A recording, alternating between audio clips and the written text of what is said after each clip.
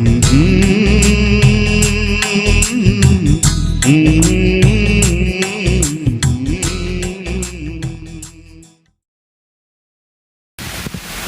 the Lord. Hallelujah. Praise the Lord. Hallelujah. प्रभु का धन्यवाद हो इस अच्छे समय के लिए जो हमारे खुदावंद ने हमें दिया है कि थोड़ी देर हम परमेश्वर के वचन बाइबल में मनन कर सकते हैं। परमेश्वर का वचन खरा है, दोधारी तलवार के सा है, वो मांस और गूदे गूदे को भेदता है। प्रभु यीशु के मधुर नाम में मैं आपको बहुत सारी शुभकामनाएं और बरकत की वो बातें लेकर आया हूँ जिसके द्वारा परमेश्वर आपको और आपके परिवार को आज की भोर अपनी आशीषों से, अपनी बरकतों से भरेगा। परमेश्वर के वचन बाइबल में एक बहुत सुंदर आयत लिखी हुई है। मैं चाहता हूँ आप इस सुंदर आयत को सुने जो आपको मिलेगी रोमियो की पत्री उसका 8वां अध्याय और उसका 31वां पद 31 वर्ष सुनिएगा। यदि परमेश्वर हमारी ओर है तो हमारा विरोधी कौन हो सकता है? Praise the Lord. यदि परमेश्वर हमारी ओर है तो हमारा विरोधी कौन हो सकता है। और बहुत अच्छा लगता है जब हम इन आयतों को सुनते हैं कि परमेश्वर हमारी ओर है तो हमारा विरोधी कौन हो सकता है। क्या ये बात सच में हमारे जीवन में लागू होती है? क्या हमने सच में इस बात को जाना है कि परमेश्वर हमारी ओर है या नहीं है, या सिर्फ हम कुछ एक बातों को लेकर इन बातों को अपने जीवन में बैठा लिया है और एक जानबूझकर उन गुनाहों को करते जा रहे हैं, उन पापों को करते जा रहे हैं और हम सोच रहे हैं कि हमारा परमेश्वर हमारी ओर है। नहीं, परमेश्वर हमारी ओर नहीं हो सकता। परमेश्वर के वचन बाइबल में एक जगह बहुत सुंदर आयत लिखी हुई है। मैं चाहता हूँ आप इस आयत को सुने जो मिलेगी इब्रानियों की पत्री 12वां अध्याय और उसका 2 पद। जी हाँ, सुनिएगा। इब्रानियों की पत्री 12वां अध्याय 2 पद। जी। और विश्वास से करते और सिद्ध करने वाले यीशु की ओर ताकते रहे जिसने, यहाँ लिखा है, और विश्वास के कर्ता और सिद्ध करने वाले यीशु की ओर ताकते रहें। जो मसीही जीवन है ये सिर्फ ऐसा जीवन नहीं है कि हम अनदेखा करें या बिना देखे आगे बढ़ें, पर बाइबल में लिखा है विश्वास के कर्ता और सिद्ध करने वाले यीशु की ओर ताकते रहें। शायद हम ये सोच रहे हैं कि हमारी निगाहें परमेश्वर की ओर है, पर हकीकत ये है मेरे प्रियो कि शायद परमेश्वर ने हमसे मुंह मोड़ लिया है। शायद हमें नहीं मालूम कि गुनाह के कारण, पाप के कारण हम परमेश्वर से बहुत दूर हो गए हैं और सिर्फ एक अंधविश्वास वाली जीवन जी रहे हैं कि परमेश्वर हमारी ओर है। अगर वो है तो कहाँ है? हमारी आंखें खुली हैं तो क्या वो हमें नजर आ रहा है? क्या हम अपनी आत्मा में, अपने जिस्म में, अपने प्राण में क्या हम उसका एहसास कर सकते हैं? शायद हमें नहीं मालूम। हम एक ऐसी जिंदगी जिए जा रहे हैं जो हमें लग तो रहा है कि परमेश्वर हमारी ओर है। एक आयत लिखी हुई है कुलुस्सियों की पत्री उसका 2 अध्याय उसके 23वें पद में, इन विधियों में लिखा है, इन विधियों में अपनी इच्छा के अनुसार गढ़ी हुई भक्ति की रीति और दीनता और शारीरिक योगाभ्यास के भाव से ज्ञान का नाम तो है, परंतु शारीरिक लालसाओं को रोकने में इनसे कुछ भी लाभ नहीं होता। हमने प्रैक्टिस कर ली है, हमने आदत बैठा ली है और हमको ऐसा लगता है कि शायद ऐसा करने से परमेश्वर हमारी ओर है। नहीं, आप परमेश्वर के घर में हो सकते हो, आप परमेश्वर के लोगों के संग भी हो सकते हो, लेकिन क्या आप परमेश्वर के संग हो? एक दिन यीशु मसीह ने उस सामरी स्त्री से कहा, यदि तू परमेश्वर के वरदान को जानती और ये जानती जो तुझसे कहता है मुझे पानी पिला, और यदि तू उससे मांगती तो वो तुझे जीवन का जल देता। शायद खुदा के लोगों, हमारी लालसाएं, अभिलाषाएं इतनी बढ़ गई हैं कि हमने परमेश्वर की इच्छा को भूल गए हैं, निकल गए हैं आगे, और वो हमारे पास नहीं है। और सिर्फ हम हवा में तीर चला रहे हैं कि परमेश्वर हमारी ओर है। उससे पहले एक शब्द लगा है यदि, और उसके बाद आखिरी में क्वेश्चन मार्क लगा है कि यदि परमेश्वर हमारी ओर है तो हमारा विरोधी कौन हो सकता है। देखिए, क्या आज आपके विरोध में कुछ चीजें हैं? शैतान और उसकी ताकतें, पाप और उसकी अभिलाषाएं, और शायद हम सिर्फ एक ऐसा जीवन जी रहे हैं, हमारी आत्मा में, हमारी आंखों में, हमारी सोच में सिर्फ शारीरिक पूर्ति, शारीरिक अभिलाषाएं हैं। क्या हकीकत में वो आपके पास है, आपकी ओर है? जब कोई हमारे पास होता है, हमारी ओर होता है, तो हमसे बातें करता है, हमें सिखाता है, हमारी कमियों को दूर करता है, और हमें बताता है कि हमें कैसे अपने जीवन को जीना है। प्रभु के लोगों, मैं ये बात आपसे इसलिए कहना मांग रहा हूँ क्योंकि परमेश्वर के वचन बाइबल में लिखा हुआ है। बहुत गौर से सुनिएगा, बहुत अच्छी आयत है।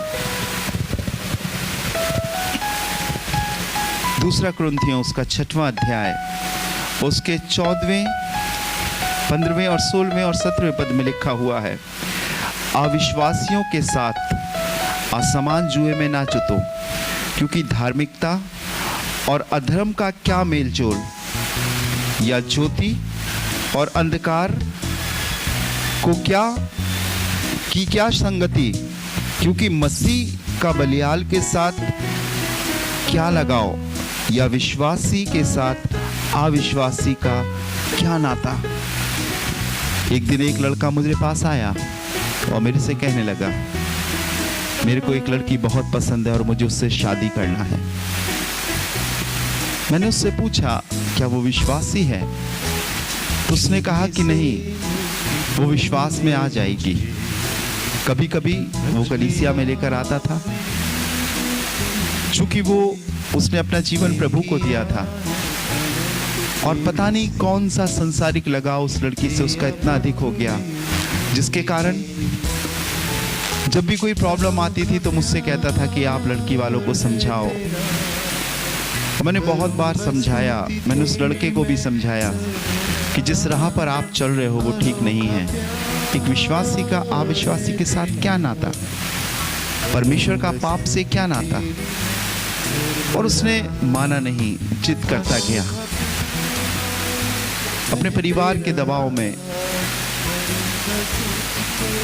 अपनी अभिलाषाओं को, शारीरिक अभिलाषाओं को पूरा करने के लिए, और परमेश्वर की वचन की विधियों को अपने संसारिक ज्ञान से दबाकर वो आ जाएगी तो वो विश्वासी हो जाएगी, वो ठीक हो जाएगी। मैं आपको बताना चाहता हूँ परमेश्वर के लोगों, एक विश्वासी का अविश्वासी के साथ कोई नाता नहीं, एक पाप का परमेश्वर के साथ कोई नाता नहीं। रोमियो की पत्री उसका 6वां अध्याय उसके 23वें पद में लिखा है, क्योंकि पाप की मजदूरी तो मृत्यु है। पाप की कोई कैटेगरी नहीं लिखी है कि पाप इतना सा होगा तब मृत्यु मिलेगी, या पाप इतना बड़ा होगा तो मृत्यु मिलेगी। नहीं, पाप, मृत्यु, कैसा भी पाप, सजा मृत्यु है। परमेश्वर का पाप के साथ कोई संबंध नहीं। बाइबल में लिखा हुआ है, खुदावंद अपने भक्तों पर अपनी नियमतें बरसाता है, अपनी दया बरसाता है। प्रभु का एक दास जिसका नाम शिमशोन था, वो प्रभु से प्रेम करता था। उसके घर, उसके परिवार के लोग परमेश्वर से प्रेम करते थे। जब उसका जन्म होने वाला था, परमेश्वर का फरिश्ता उसके घर में आया और उससे कहने लगा कि तेरे घर में एक नाजिर, एक अभिषिक्त पैदा होगा। ना तो वो कभी मदिरा पिए और ना कभी उसके सिर पर छुरा फेरा जाए या उसके बाल काटे जाए। परमेश्वर अपनी आत्मा बल से उस पर उतारेगा। और बाइबल में लिखा है कि नियत समय में मनोह के घर में शिमशोन पैदा हुआ। परमेश्वर का नाजिर था, पाप करने से हटता था, और परमेश्वर उसको इतनी शक्ति और इतनी सामर्थ देता था जिसके द्वारा वो दुश्मनों को हराता था। वो जो खुदा के लोगों को परेशान करते थे उनसे छुड़ाता था। लेकिन एक दिन की बात है, उसके मन में भी एक अभिलाषा आई और एक स्त्री से मोह कर बैठा। और बाइबल में लिखा हुआ है, उसके पिता, उसकी माता ने उसे समझाया, बार बार कहा कि मत करो, ऐसा मत करो। क्या हमारे समाज में, क्या हमारे विश्वासियों में, क्या हमारी जाति में कोई ऐसी स्त्री नहीं जो तुझे अच्छी लगे? उसने माँ बाप की बातों को टाल दिया, आज्ञा उल्लंघन किया और जाकर उस स्त्री के साथ वो रहने लगा। परमेश्वर के वचन बाइबल में लिखा है, एक दिन उस स्त्री ने उसकी सामर्थ का राज जान लिया और वो काम जिसके लिए परमेश्वर ने उसके माता पिता को मना किया था कि ये कभी भी मदिरा का सेवन नहीं करेगा, शराब नहीं पिएगा, इसके बाल नहीं काटे जाएंगे, उस स्त्री ने इसको खूब शराब पिलाई, इसके सिर की 7 लटें काट दी, इसे गंजा कर दिया। और बाइबल में लिखा हुआ है, परमेश्वर की आज्ञा का उल्लंघन करने के कारण सिमसोन का बल और उसकी सामर्थ चली गई। न्यायों की पत्री उसके 16वें अध्याय की 20वीं आयत में लिखा हुआ है, वो तो ना जानता था कि परमेश्वर यहोवा की आत्मा उसके पास से चली गई। कैसे रह सकता है परमेश्वर? क्यों रह सकता है? हाँ, यीशु मसीह के कारण हम पर दया जरूर हुई है, लेकिन वो पाप के साथ नहीं रहता। एक उजाले के साथ अंधेरे का क्या लगाव? अगर आप चाहते हो कि परमेश्वर आपके जीवन में काम करे, तो मेरे प्रियो, इससे पहले कि मैं आपके लिए प्रार्थना करूं, आप देखें क्या परमेश्वर आपकी ओर है। कहीं ऐसा तो नहीं हम नाश की ओर आगे बढ़े चले जा रहे हैं और धीरे धीरे विनाश के इतने नज़दीक पहुंच गए हैं कि शायद हमें नहीं मालूम, हमारी आंखें अंधी हैं, शायद हम परमेश्वर की सामर्थ को नहीं देख पा रहे हैं और हमें लग तो रहा है कि परमेश्वर हमारे पास है, पर वो नहीं है। क्यों रहेगा वो? हमने परमेश्वर को अपनी ज़रूरत बना लिया है, लेकिन हम कभी परमेश्वर की ज़रूरत नहीं बने हैं। हमने उसे इस्तेमाल किया है, पर हम कभी उसके लिए इस्तेमाल नहीं हुए हैं। शायद हमने अपनी बीमारी में उसे पुकारा, शायद हमने अपनी घटी में उसको पुकारा, शायद हमने अपनी विकट परिस्थितियों में उसे पुकारा, पर क्या कभी हमने परमेश्वर को पुकारा कि प्रभु, मैं ये चाहता हूँ तू मेरे साथ रहे, मेरे पापों को दूर कर, मेरे जीवन को अच्छा कर, मुझे शुद्ध और पवित्र कर। प्रभु, मैं चाहता हूँ मेरे जीवन में तेरा वास हो। और जब आप चाहोगे तभी वो आएगा, जबरदस्ती नहीं आएगा। वो अनुग्रहकारी है, वो दयालु है, विलंब से क्रोध करने वाला है, लेकिन आपको अपने दिल का दरवाज़ा खोलना पड़ेगा और फिर आप कहने पाओगे, यदि परमेश्वर मेरी ओर है। तभी आप यदि नहीं कहोगे, हाँ परमेश्वर मेरी ओर है, मेरा विरोधी कौन हो सकता है। मुझे संसारिक अभिलाषा नहीं चाहिए, मुझे बहुत खुशनुमा चीज़ें नहीं चाहिए, मुझे रोशन अंगेज चीज़ें नहीं चाहिए, पर मुझे खुदा तू चाहिए। परमेश्वर के लोगों का जीवन एक सादा जीवन होता है, एक विश्वासियों का जीवन होता है, सच्चाई का जीवन होता है, खरी बातें बोलने वाला जीवन होता है, दिखावटी चीज़ें नहीं होती। जैसे मैंने अभी आपको बताया, लिखा हुआ है कि योगाभ्यास के भाव से ज्ञान का नाम तो है, वो अपने आप को बुद्धिमान जता रहे हैं कि मेरे पास बहुत ज्ञान है, थोड़ी बाइबल पढ़ने लगे हैं, थोड़ा शायद दुआ भी करने लगे हैं, लेकिन वो रहस्य उनके पास नहीं है, वो राज उनके पास नहीं है कि हम परमेश्वर को कैसे अपनी तरफ लाएंगे, वो कैसे हमारी तरफ होगा। और वो मालूम कब होगा? जब हम अपने पापों से पश्चाताप करेंगे, अपने मन को फिराएंगे, अपने गुनाहों की माफ़ी मांगेंगे।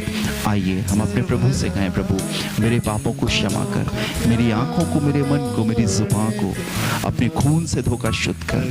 प्रभु मेरे अंदर से लालच को निकाल, मेरे अंदर से दिखावे को निकाल। प्रभु यीशु मसीह, मैंने शायद कुछ ऐसा देख लिया और मुझे लग रहा है कि तू वहाँ पर है, नहीं तू वहाँ पर नहीं है। बाइबल में लिखा है, मेरा प्रेमी आया तो था पर मैंने दरवाज़ा नहीं खोला और वो लौटकर चला गया, वो चला गया वहाँ से। आओ देखो, वो फिर से आपसे मिलना चाहता है। वो कैसे मिलेगा? क्षमा मांगे, पश्चाताप करे और कहें, खुदावंद मुझे अपने खून से धोकर साफ करे और मुझे अपने पास ले आए, और वो आपके संग रहेगा। आइए अपनी आंखों को बंद करेंगे, प्रार्थना करेंगे। प्यारे प्रभु यीशु मसीह, हम आपका धन्यवाद देते हैं आपकी हर एक आशीषों के लिए, आपकी दया के लिए प्रभु, आपके जीवन के लिए प्रभु।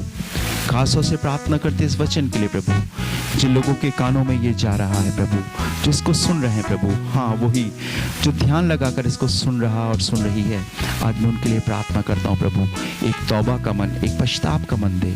खुदावंद तेरे दास होने के नाते मैं प्रार्थना करता हूँ प्रभु जी, उन्हें एहसास दिला, महसूस करा कि खुदावंद पाप के साथ नहीं रहता, परमेश्वर उन लोगों के साथ रहता है जो अपने पापों को मान लेते हैं और छोड़ भी देते हैं।